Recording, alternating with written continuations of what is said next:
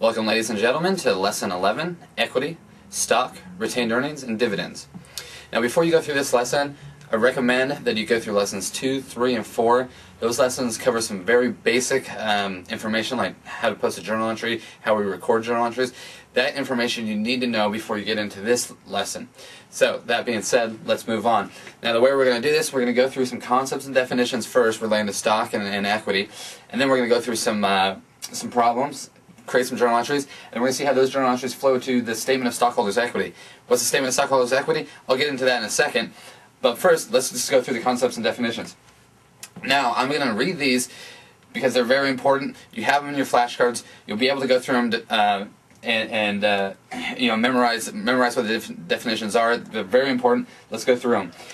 All right. A corporation is a separate legal entity. It can own assets, incur liabilities, sue and be sued, and enter into contracts. Remember lesson 1, we were talking about the four different types of business: sole proprietorship, corporation, partnership, and LLC. Well, a sole proprietor, he enters into contracts on his behalf. It's in his name. It's not in the company's name. It's mainly his own personal liability. He's signing his name. Well, a corporation, they can sign the corporation's name. You know, the corporation is liable. Nobody else that works in the corporation, none of the owners of the corporation itself is a separate entity. That's the advantage of the corporate structure. It's not, no one is personally liable for anything that happens within the corporation. All right, next box. The major advantage of the corporate form of business is the ease of raising large amounts of money because both large and small investors can participate in corporate ownership. It's simple to become an owner, easy to transfer ownership, provides limited liability. All right, as you all know, you can go out in the open market and buy stock in any public company. That's how easy it is to become an owner. That's why the corporate form of structure is so easy and so common, because it is so easy to just become an owner. Anybody can go down to the open market, get an E-Trade account, get any kind of account with a broker, and then go out and buy common stock. Then you're a part owner. You can vote. Well, we'll get into voting and proxy statements and all that. Let's move on. All right, all corporations are required to issue common stock at incorporation. Common stockholders have the right to vote on important issues and the right to share in corporate profits. All right, common stock. That's common stock. There's two different types of stock: common stock and preferred stock. Most of the exercises and the journal entries we're going to go through here are common stock. But just remember, there's a different type of stock: preferred stock. We have a problem about what preferred stock is, and I'll go into a little bit more depth about exactly what preferred stock is when we go through the problem. All right, moving on. Next box. All right. Authorized shares. Authorized shares are the maximum number of shares of capital stock that can be sold to the public. All right. Issued shares are authorized shares of stock that have been sold. Unissued shares are authorized shares of stock never been sold. Outstanding shares are issued shares that are owned by stockholders. Treasury shares are issued shares that have been reacquired by the corporation. Now, what does all that mean? All right, authorized share. When the corporation is formed, in the articles of incorporation, you know, the sort of the document that in which the corporation becomes an entity. In the articles of incorporation, they have to say how many shares they're going to issue or authorize. They haven't been issued yet, but they're authorized. So there's a number of shares authorized. Let's say 3 million. Well, okay, say we only issue 1 million. Okay, so we have 2 million unissued shares, but authorized, 1 million issued shares. Now, the company can go out and buy back shares that have already been issued. Those are treasury shares. But if the million shares are still outstanding, those are outstanding shares. All right, we'll get into that a little bit more in depth as we go through the problems, but that's the basic concept behind those. All right, next box. Par value is an arbitrary amount assigned to each share of stock when it is authorized. Remember, market price is not the amount that each share of stock will sell for in the market. Oh, sorry. Par value does not equal market value. Market value is the price that you can get in the open market. Par value is an arbitrary amount.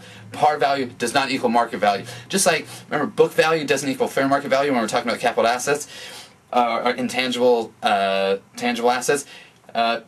Similar, par value does not equal market value. In the articles of incorporation, these documents that from which the corporation is formed, they set the par value of the shares that they've authorized. It could be anything. Most of the time it's 1 cent. Probably 9 times out of 10 when you go through your problems, you get a homework, you get an exam question, 1 cent is going to be the par value. Sometimes it's $1, but it's going to be a round number like that, and it's not market value because you can probably sell it for more. All right, moving on. Initial public offering, IPO. You may have heard this term before, IPO, and I'll get into exactly what it is. All right. when the corporation issues stock, subsequent sales to the corporation can sell stock initially to the public on an open market. That's the initial public offering.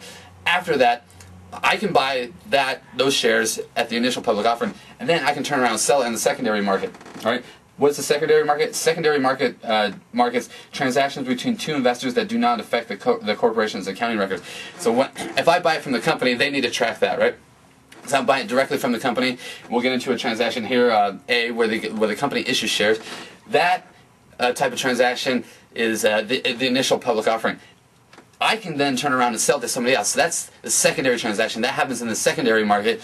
The company doesn't have to track that because it's a transaction between me and this other person, not me and the company. All right, moving on. Stockholder benefits. Okay, the benefits of being a stockholder. There's voting, right? Vote in person or by proxy. Proportionate distributions of profits, proportionate distributions of assets in a liquidation. Remember, so the stockholders are the owners of the company, right? If I buy stock in a company, I own a piece of it. Well, how do I manage the business if I own only a small piece of that business?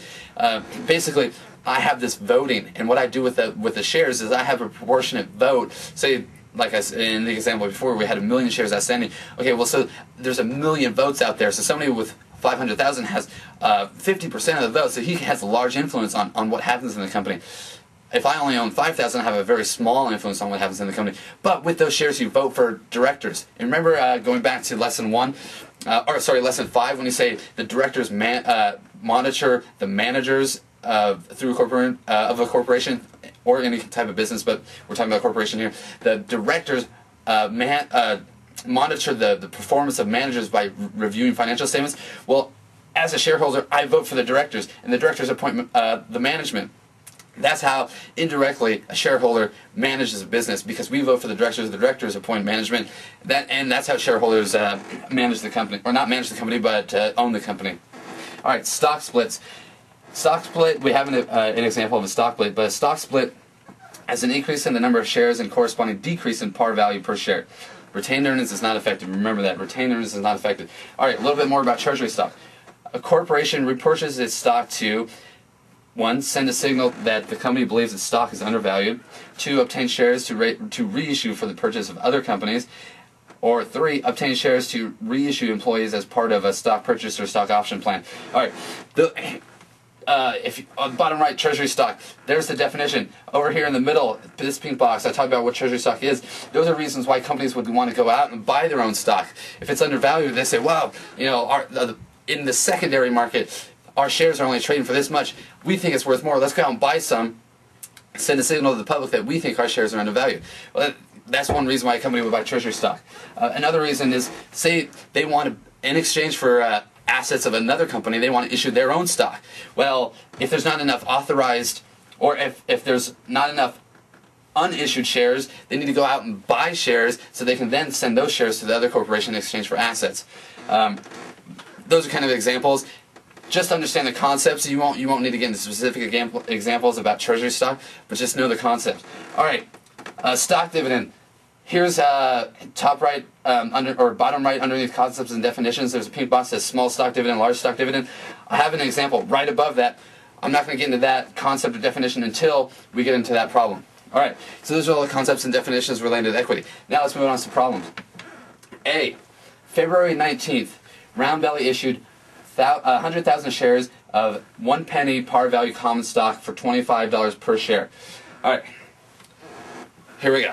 $25 per share, 100,000. We issued that. In exchange, we got cash, right? We get cash. Somebody bought our shares. This is like our initial offering to the public. 100,000 times 25, that's 2.5 million. That's how much cash we get. What happens when we get cash? Increase cash, debit cash, right? Now, the par value of those shares is only 1 penny. 1 penny times 100,000, that's only $1,000. So, the entry to common stock, because the value of that common stock, well, the par value of that common stock is only $1,000. We need to credit common stock, because remember, how do we increase stockholders' equity?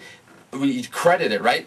Assets equals liabilities plus stockholders' equity. That's the equation. If we're increasing an asset to make the equation balance, we need to increase the stockholders' equity. So we increase stockholders' equity with a credit. Credit $1,000 to stockholders' equity. Now we have this this difference between the 2.5 million and the 1,000. What's that called? That's called additional paid-in capital. What's additional paid-in capital? It's the amount above the par value that people paid for our shares.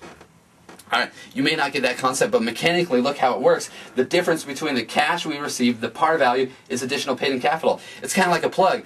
We just take the difference between the cash we receive and the par value of the common stock. That's additional paid-in capital. You get the concept, but mechanically know how it works, because you may see in a homework problem, you may see in an exam. Moving on to B. April 1st, Roundbelly reacquired 50,000 shares of its common stock at $15 per share. All right, the journal entry for April 1st. Okay, this is treasury stock, right? We went out, reacquired shares that we had already issued.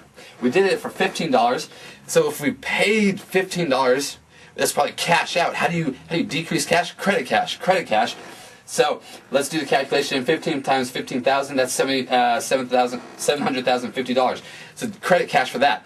Now we debit some treasury stock, because we're increasing our ownership in treasury stock. It's kind of like an asset, right? We now own a part of the company. Even though it's our own company, we kind of own a part of it, so it's an asset.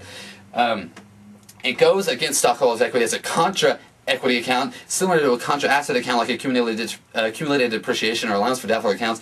You don't really need to know much more, but it's a debit that, and it has to be, right? Because when cash goes out the door, we got to credit cash. Journal entry has to balance, so we have to debit something.